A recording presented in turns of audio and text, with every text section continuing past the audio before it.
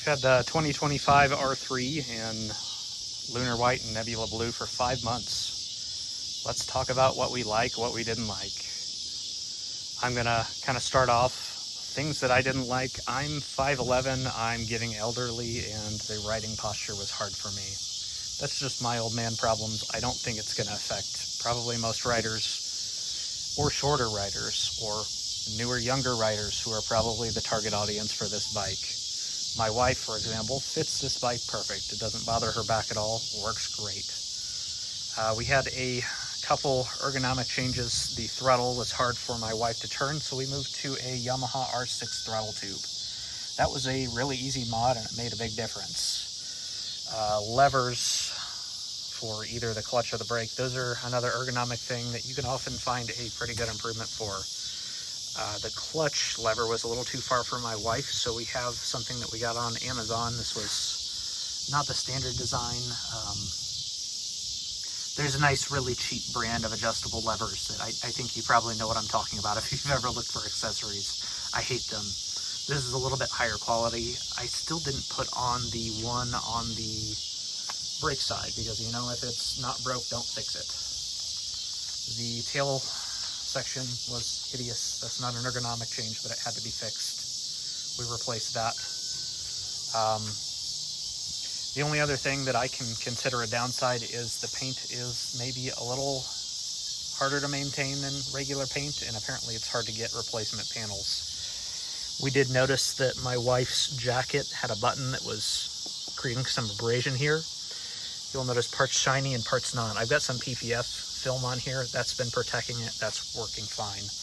The part that did get scuffed up, it polished out just fine. We just polished it with some light polish, gently with a microfiber, and then we used some matte detailing spray, and that took care of everything there.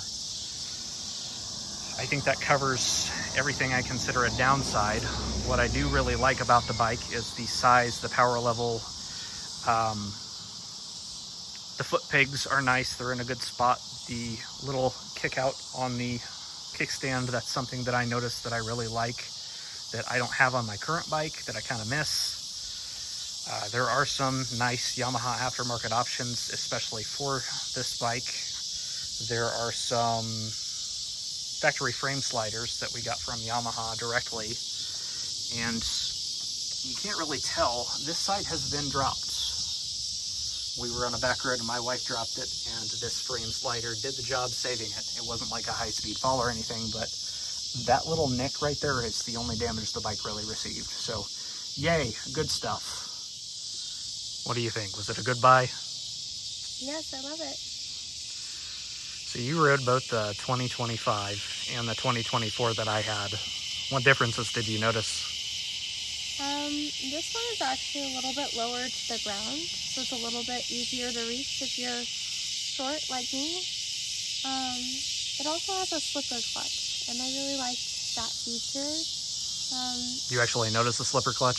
It's a noticeable difference. We put a quick shifter on this for you too. Was that worth it? Yes. Do you think everybody needs that, or do you think just certain people need that? I think it was an added complication at really? First when okay. I learned to ride with a quick shifter, and there's a lot to learn when you're riding. Yeah, something else to think about. It's just another thing to think about, and like, when do I use my clutch and when do I not use my clutch? Because it doesn't work on downshifts, so it's just for upshifts, and that makes it a little bit more. There's just more to think about, I think. So we did a couple other ergonomic mods. We did the throttle tube and the clutch lever. Are those both a must-have for somebody that's probably a new or smaller rider? Both of them? Yes. Yeah. Yeah, absolutely. I liked both of those too. Those were some of my favorites. I do a throttle tube on pretty well anything I can. So we started you on a Z125 and we moved you up to this one. Is there a time you would want the Z125 over this bike? Are there times where the Z125 is easier? Or is this kind of just what you would jump on if you had to? I would usually prefer this. Yeah. Especially with traffic. Yeah. The Z125 is kind of nice if you want to just go around the neighborhood. Yeah. Really nice for low-speed maneuvers. But otherwise, I much prefer this one when it comes to real streets. Do you feel safe on the highway on it? Yeah. Yeah. fast enough for that. Mm-hmm. Yeah. When I had mine, I didn't feel like it was really a problem in traffic or anything. I think it's an overall good sized bike. So overall, yeah, we're happy with it. We like it.